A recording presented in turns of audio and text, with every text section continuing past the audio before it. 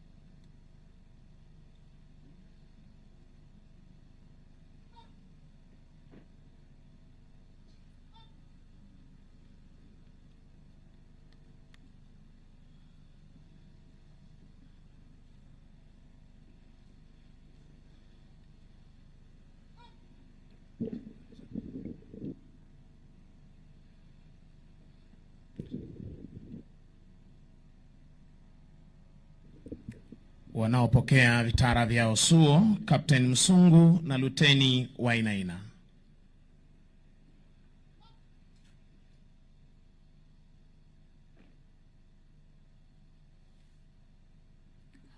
Mheshimiwa Rais, kinafuata kipindi cha kuwatuza na kuwazawadi waliofanya bora katika masomo na mafundisho yao, kipindi ambacho kitaongozwa na mkuu wa chuo hiki Brigedia Peter Kimondio, Captain Mirime Lukio, Axem, Warrant Officer 1 Sylvester Odumo, Warrant Officer 2 Mwanahija Buengo, Sergeant Agri Otunga na Sergeant Nicholas Kimanthi.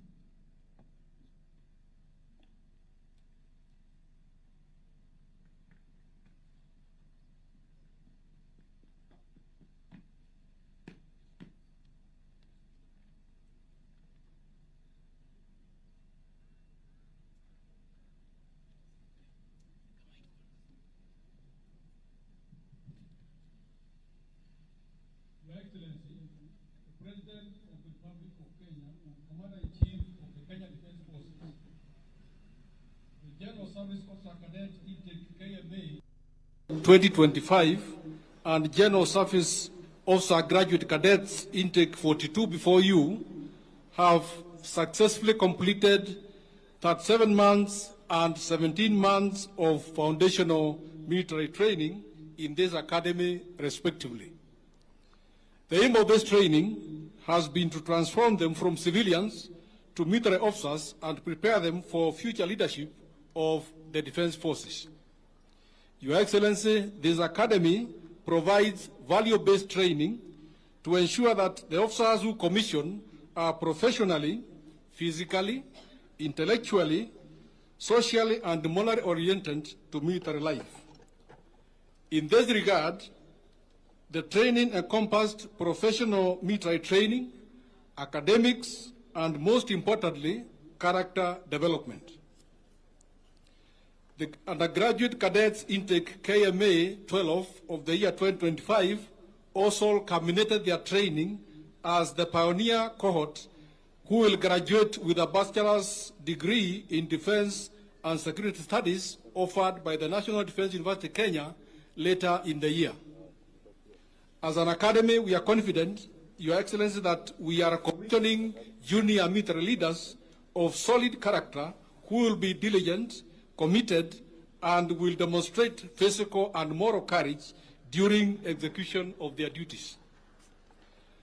The cadets immediately before you excelled in competitive intakes in various fields while on training.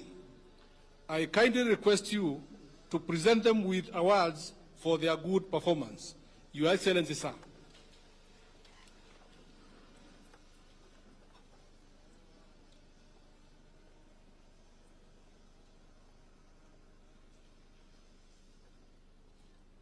Winners Awards. The Best Officer Cadet in Leadership and Command. Cadets Intake 12/25. Parade Commander and winner of Sword of Honor. Number 113-928 Senior Under Officer Ian Miencha Joel, Kenya Air Force.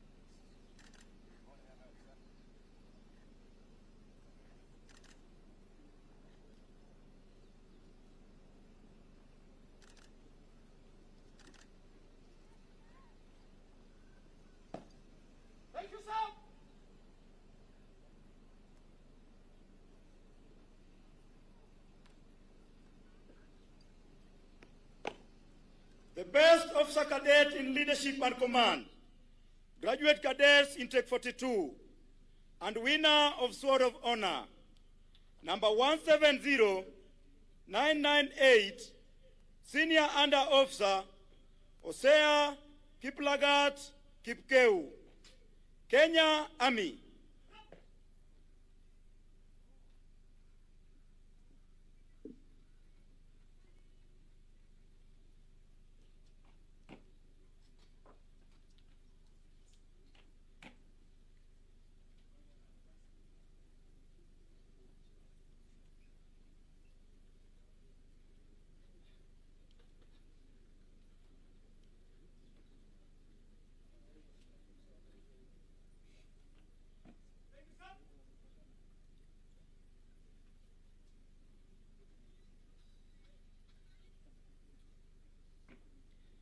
The best officer cadet in final order of merit, graduate cadets intake 42, and winner of Shield of Honor, number 170959, Cadet Adjutant Cynthia Kendi, Kenya Army.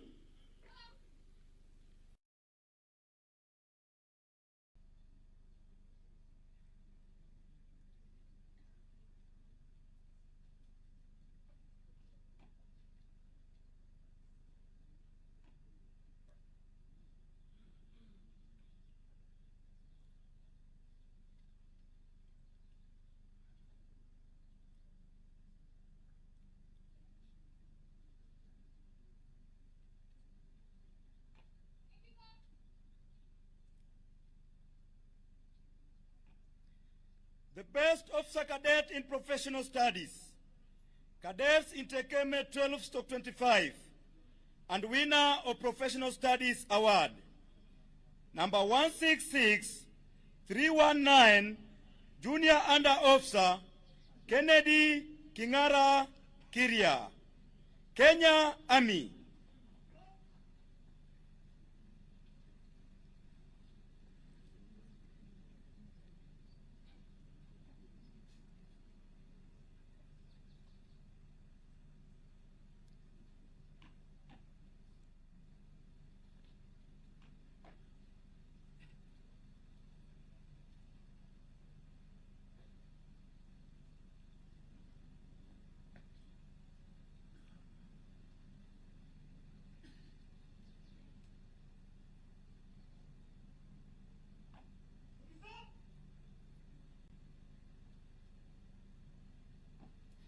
The best officer cadet in professional studies, graduate cadets intake 42, and winner of Professional Studies Award, number 170948, Junior Under Officer Joseph Kipkalia Rotich, Kenya Army.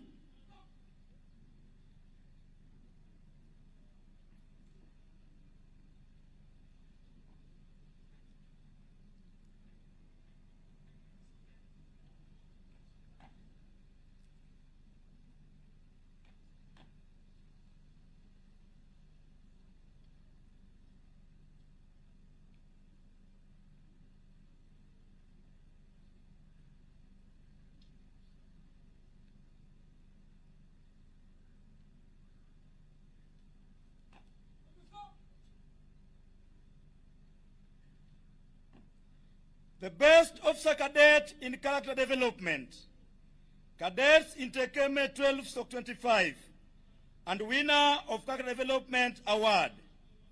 Number 166297, Cadet Sergeant Faith Nyatiji Mokaya, Kenya Army.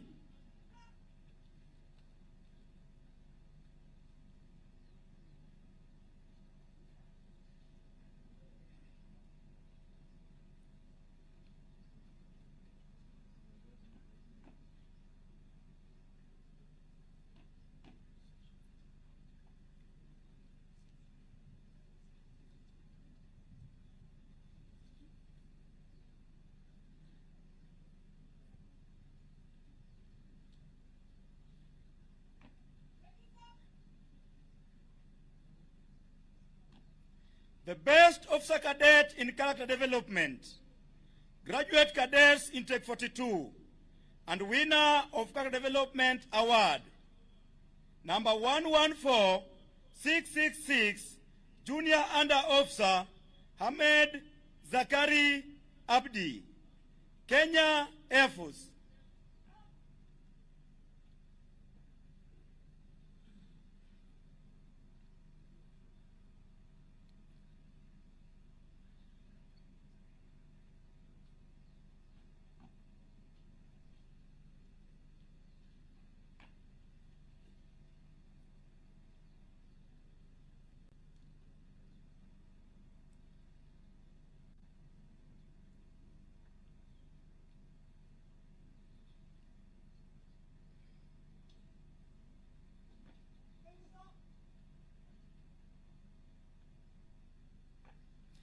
The best officer cadet in academic studies, Cadets intake 12/25, and winner of academic studies award, number 113907, officer cadet Brian Mutuku Kamau, Kenya Air Force.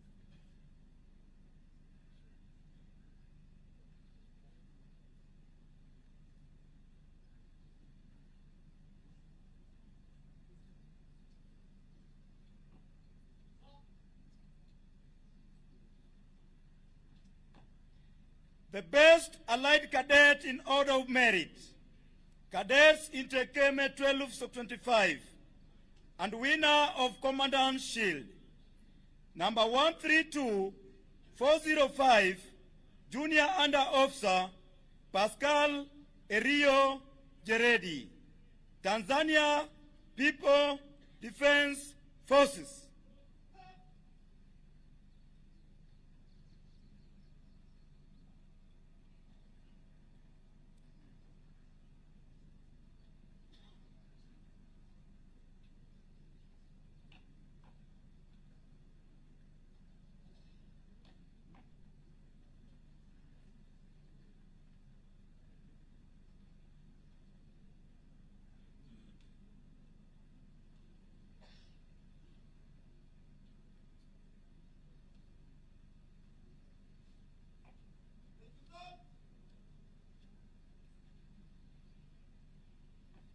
The best allied cadet in order of merit, graduate cadets intake 42, and winner of Commandant's Shield, number 23341, junior under officer Wisdom Chisepo, Malawi Defense Forces.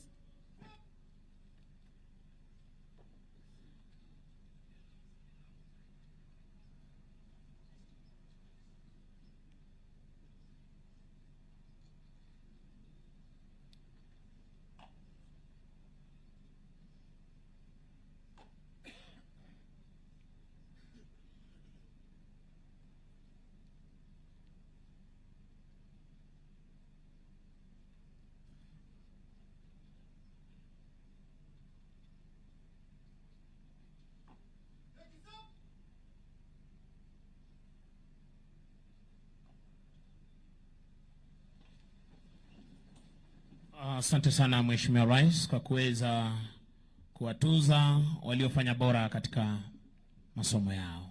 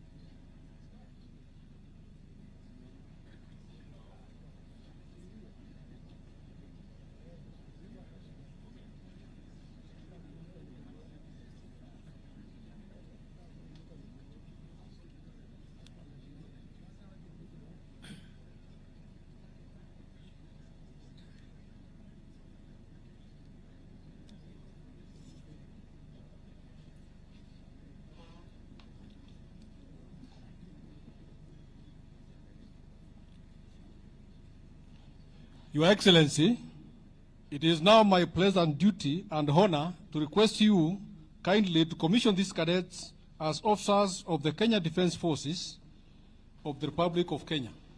Your Excellency, sir.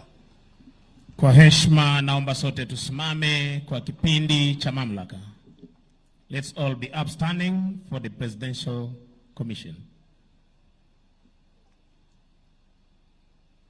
I, William Samoei Ruto, President of the Republic of Kenya and Commander-in-Chief of the Kenya Defence Forces, give you greetings and reposing a special trust and confidence in your loyalty, courage, and good conduct.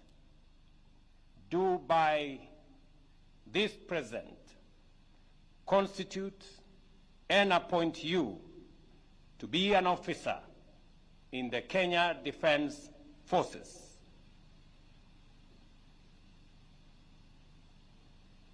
You are therefore carefully and diligently to discharge your duty as such in the rank of second lieutenant or in such other rank as I may from time to time thereafter promote or appoint you to. And you are in such manner and on such occasions as may be prescribed to exercise and well-disciplined in their duties such officers, men and women, as may be placed under your orders. And I do hereby command them to obey you as their superior officer, and you to observe and follow such orders and directions as from time to time you shall receive from me in pursuance of the trust hereby reposed in you. Congratulations. Asanteni kwa heshima, tunaweza keti tafadhali.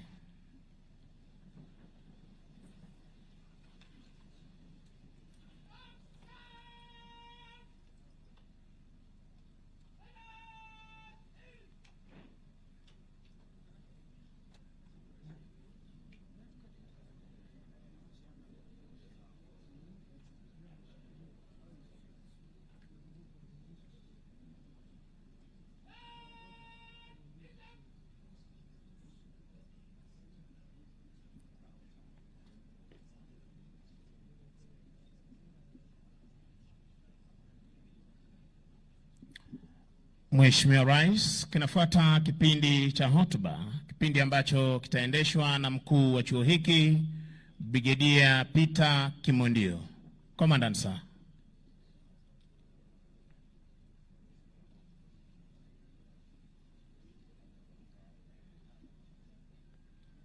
Your Excellency, the President of the Republic of Kenya and Commander-in-Chief of the Kenya Defence Forces, the Chief of Defence Forces, the Vice Chief of Defence Forces, the Deputy Governor Nakuru County, the Principal Secretary for Defence, Service Commanders, Honorable Members of Parliament, the Vice Chancellor, National Defence University, Kenya, distinguished members of the Diplomatic Corps, general officers, senior officers, members of the Kenya Defence Forces, distinguished guests, ladies and gentlemen. Your Excellency, on behalf of the entire Kenya Military Academy fraternity, I wish to once again thank you for finding time from your busy schedule to be with us today to grace this occasion. Sir, allow me to acknowledge the presence of commandants from allied military academies here in our midst. Major General Francis Mutarusha from Marshal Samora Machel Military Academy in Mozambique, Brigadier Franco Rutegengwa from Rwanda Military Academy, Brigadier General Wycliffe Keita from Uganda Military Academy Kabamba, Colonel Ninga Ali Mohammed from Tanzania Military Academy, and lastly, Colonel Gerald from Burundi Military Academy. Your Excellency, these newly commissioned officers will from here join various services, formations and units of the Kenya Defence Forces and allied countries where they will take up their respective leadership roles. May I now kindly request the Chief of Defence Forces to make his remarks and thereafter invite you, Your Excellency, to address the newly commissioned officers and their guests. Chief of Defence Forces, sir.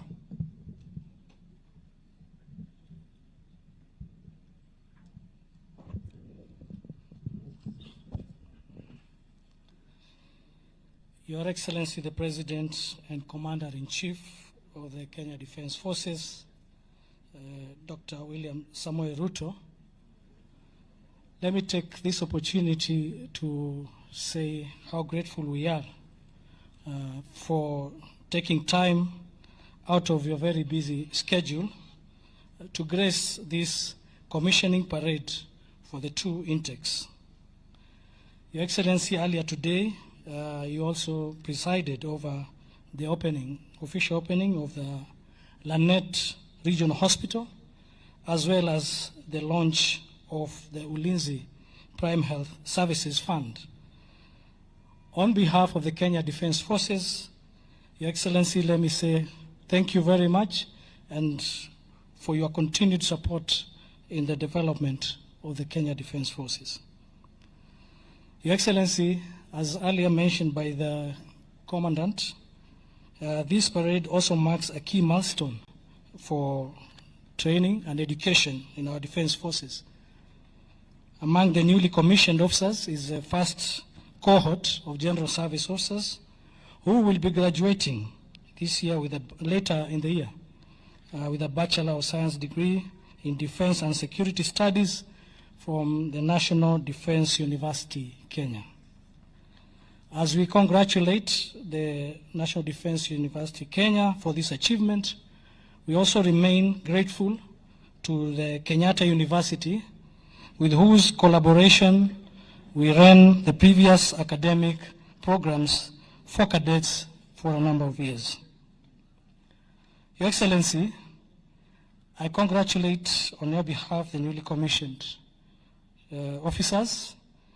Take note that they joined the military at a time when the security environment globally, regionally, as well as internally, is becoming increasingly complex and dynamic, shaped by unseen adversaries, unconventional tactics, and proliferation of technologies in various fields, which, inappropriately applied, directly impact on national security. Effective mitigation of the security challenges in the prevailing security environment, therefore, calls for both well-trained personnel as well as well-equipped military forces. The young men and women before you have been well prepared for today's and future professional and career demands. Your Excellency, in this regard, the Kenya Defence Forces appreciates your continuous guidance and support, which has enabled us to remain on track in the modernization of the Kenya Defence Forces capabilities in all spheres of warfare. On our part, we commit to uphold the constitutional mandate and to contribute to the security and prosperity of our beloved nation and beyond. With those remarks, Your Excellency, it is now my honor and distinguished duty to invite you to address the newly commissioned officers and the public at large. Your Excellency.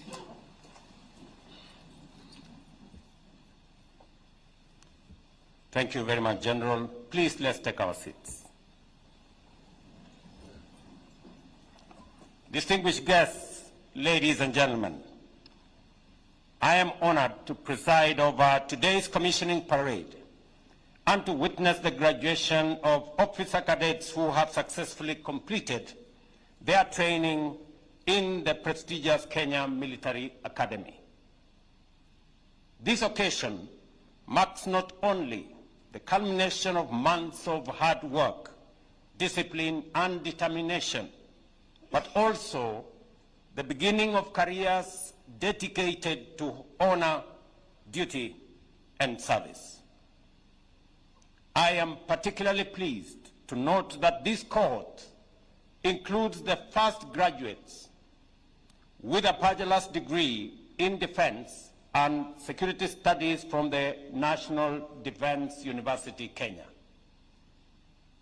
This is a significant milestone in our ongoing efforts to align military training with academic excellence and strategic development goals. These graduating officers are not just soldiers. They are scholars, strategists, and patriots. I am confident they have been thoroughly prepared, morally grounded, and expertly equipped to shoulder the sacred responsibility of defending our people, our sovereignty, and territorial integrity with courage, clarity, and commitment. To our new officers, I extend my heartfelt congratulations. You have endured grueling drills, mastered complex tactics, and embraced a code of values that will define your careers and your lives. Today, you join the ranks of at a critical juncture, an era that demands not only physical readiness, but also intellectual agility and strategic foresight. The security landscape is evolving rapidly, shaped by unconventional threats, digital warfare,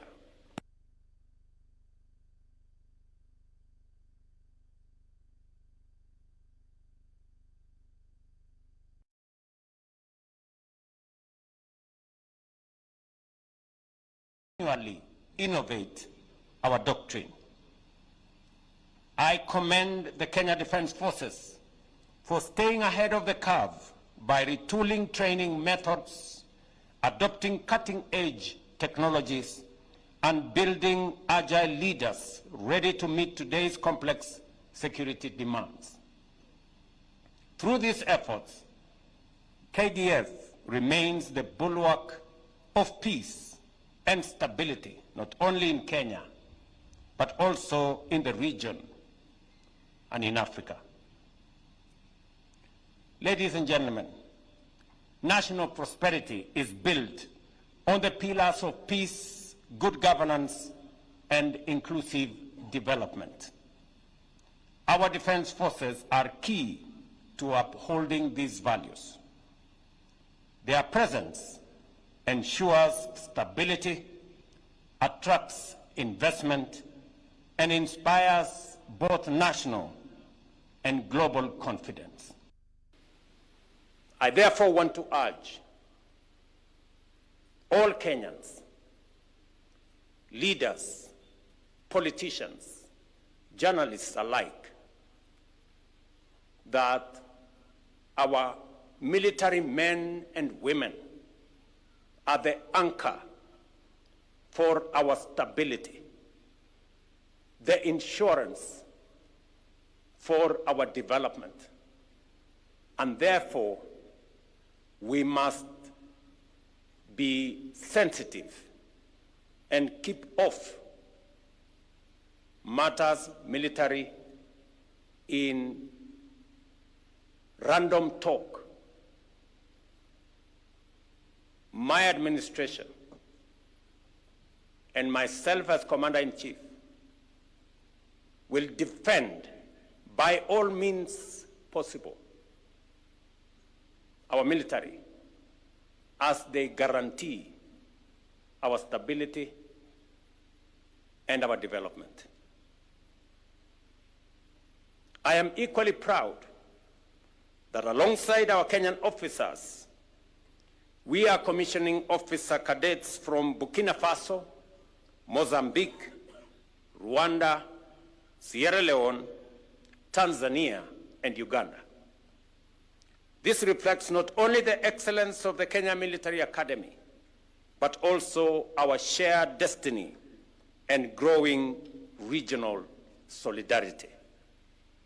The bonds forged here will transcend borders, strengthening our collective response to regional and global challenges. In the Horn of Africa, peace remains both a mission and a mandate. Security today transcends national borders. It demands regional and international cooperation. We must therefore remain vigilant, coordinated, and resolute.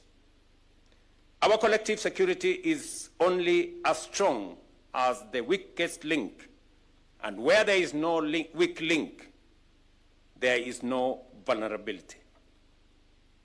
I thank the Kenya Defence Forces for their unwavering commitment to this vision.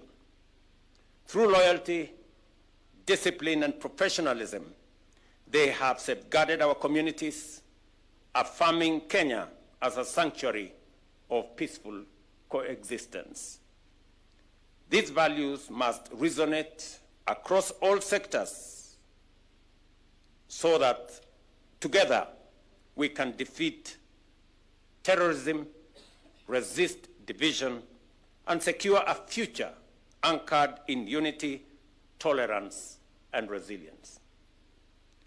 Today we are also remember with reverence our gallant soldiers who paid the ultimate price in the line of duty.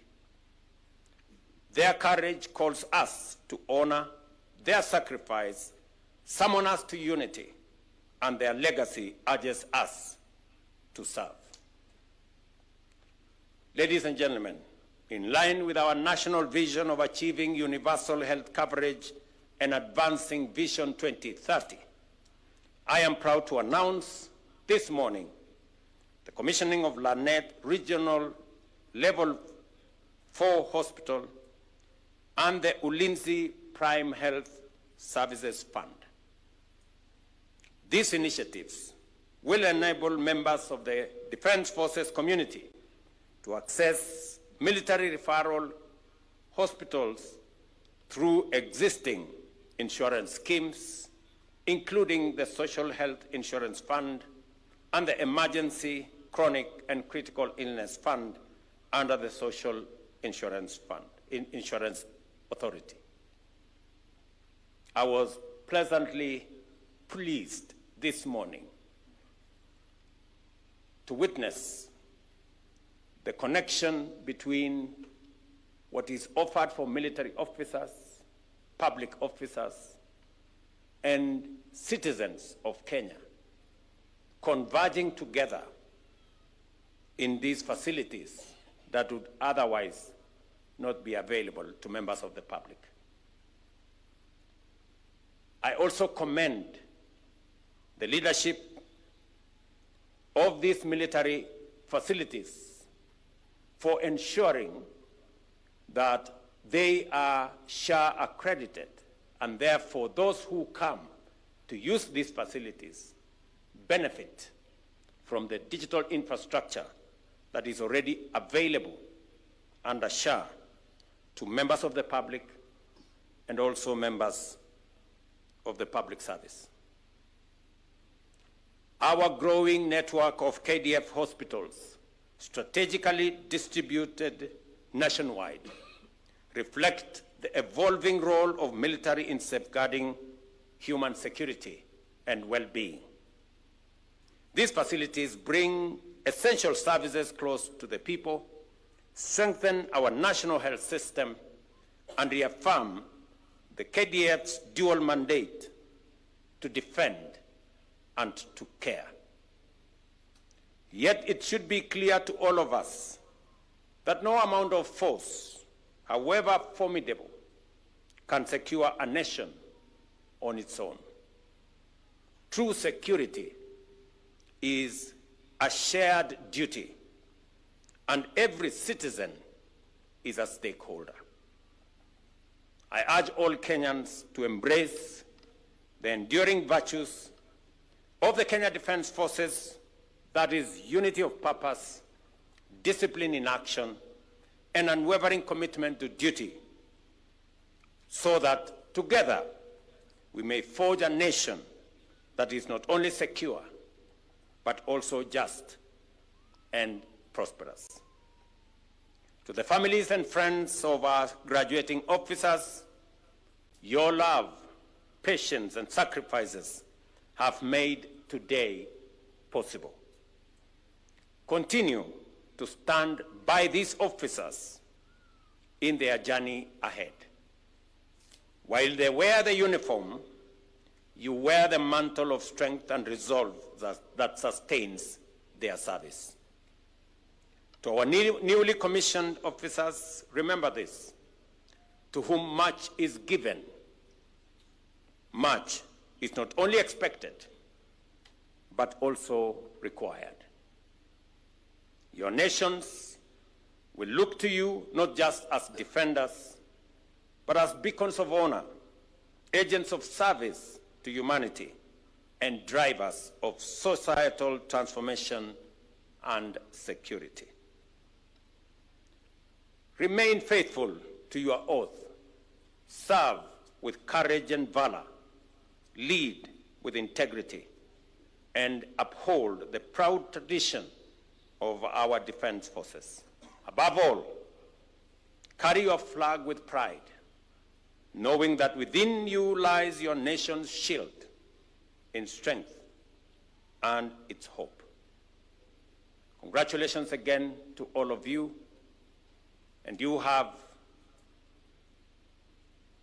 my assurance as Commander-in-Chief and all the other commanders that Kenya and all that we have will be there to support you, to encourage you, to pray for you as you defend our nation, as you secure our borders, and as you ensure that our development goes forward. Your assignment and mandate is critical to the progress and the prosperity of our nation. I am working with the commanders to make sure that we make every facility, equipment, and support available so that you can discharge your duties of securing our nation for the benefit of each and every Kenyan. Again, when I signed your letters of appointment, personally, it is because of the immense responsibility on your shoulders as commanders and as people who are going to lead the defense, the security, and the stability of our nation. Congratulations, and I am very confident that you are going to make our nation proud, and I look forward to working with you. Thank you very much, and God bless you.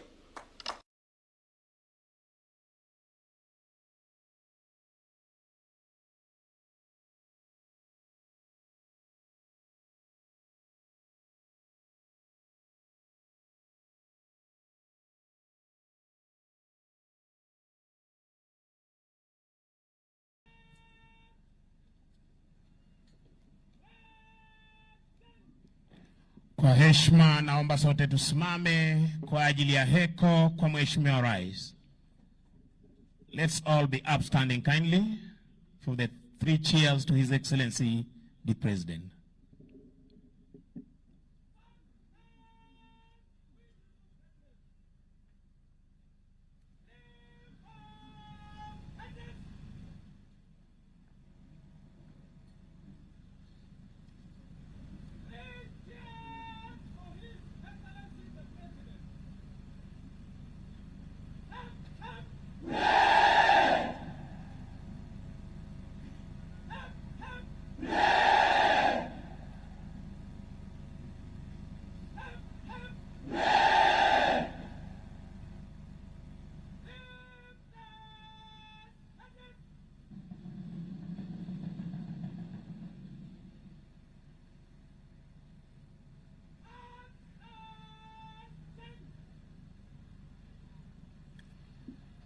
Mkuu wa gwaride hili hivi sasa akija kumwomba kwa heshima Rais wa Jamhuri ya Kenya na Amiri Jeshi Mkuu wa majeshi yote ya ulinzi ruhusa ya kuweza kuondoa maafisa hao uwanjani baada ya kufuzu siku ya leo.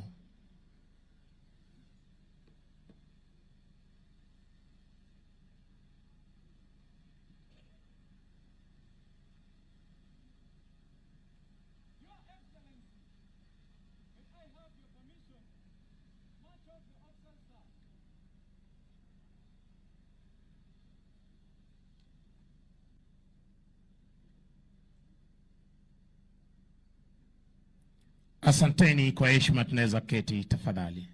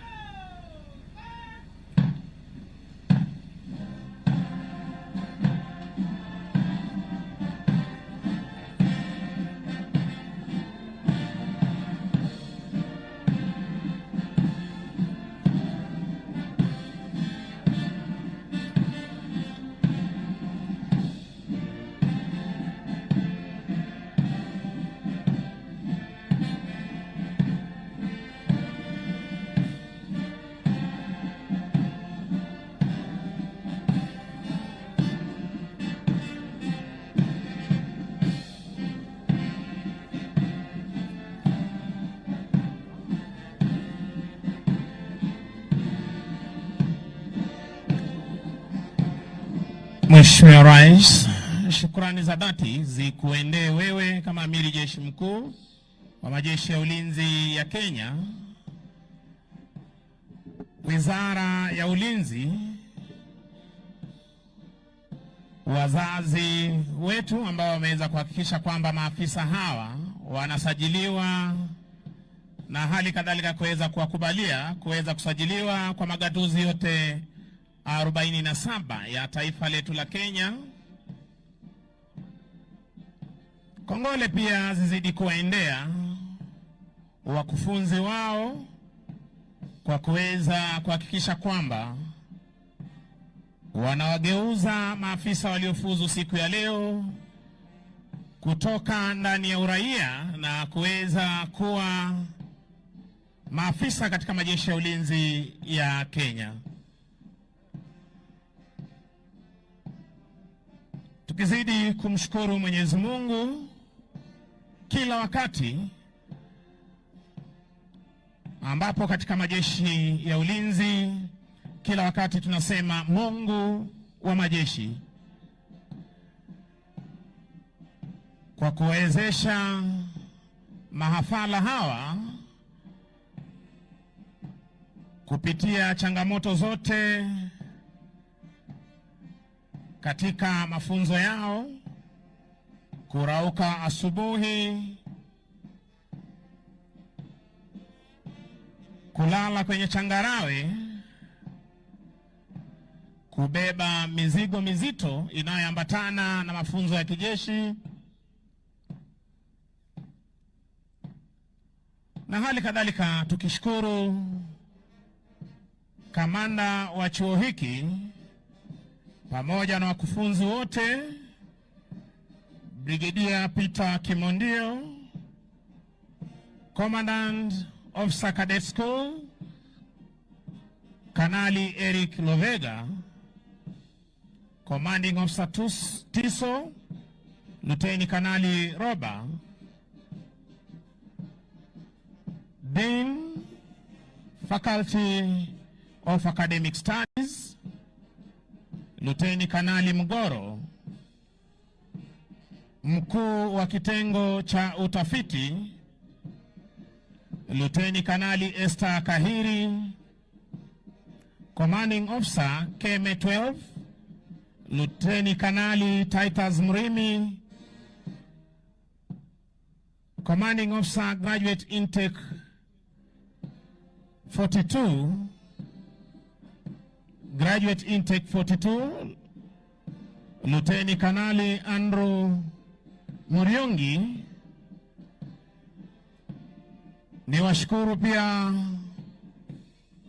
Defense Forces Sergeant Major Warrant Officer 1 Bwana Haji Omar OGW, pamoja na Service Sergeant Majors Warrant Officer 1 Joel Murage, Warrant Officer 1 Franco Leparsalachi, Warrant Officer 1 Musa Abdi, na bila kuwasahau wakufunzi waliokuwa wanarauka mapema na maafisa hawa, Warrant Officer 1 Sylvester Odumo, Academy Sergeant Major. Ni washukuru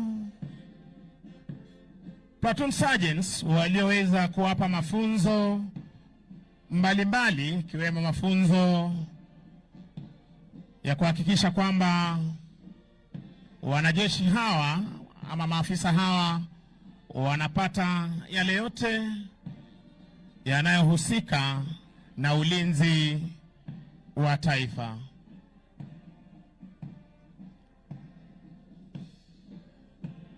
Ni washukuru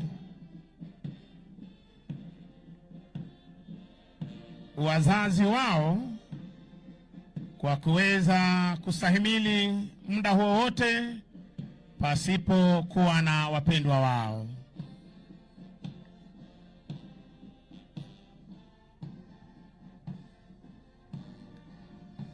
wakiwa na furaha siku ya leo, Mheshimiwa Rais,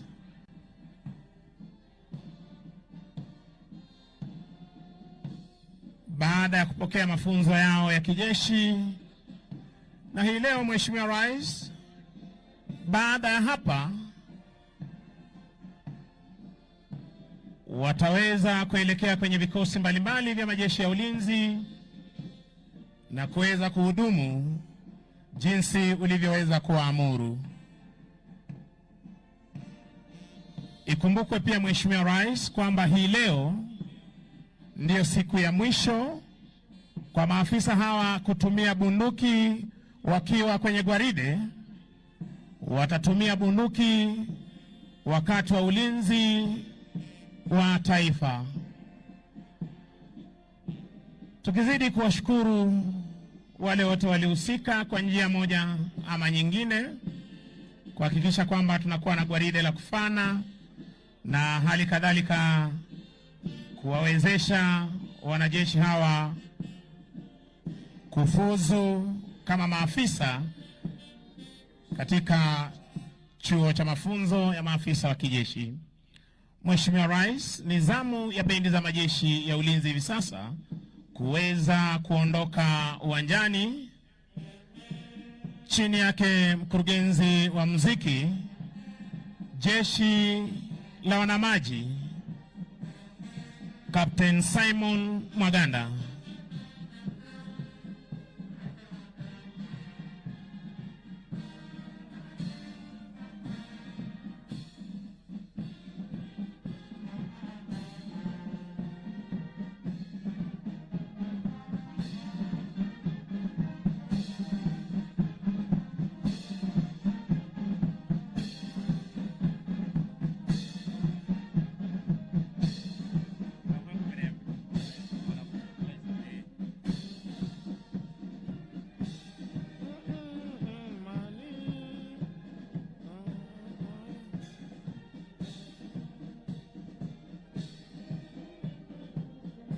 Asante sana Mheshimiwa Rais kwa kuweza kupokea saluti ya heshima kutoka kwa bendi za majeshi ya ulinzi kijumuisha jeshi la nchi kavu, jeshi la wanaanga na jeshi la wanamaji.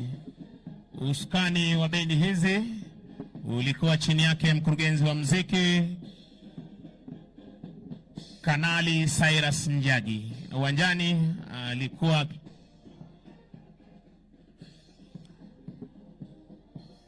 Captain Simon Mwaganda. Wakiondoka uwanjani baada ya kuletea muziki uliopangwa ukapangika, burudani isiyokuwa na kifani, wanaondoka hivi sasa uwanjani. Mheshimiwa Rais, tafuata kipindi ama ukipenda gwaride fupi ya kupanga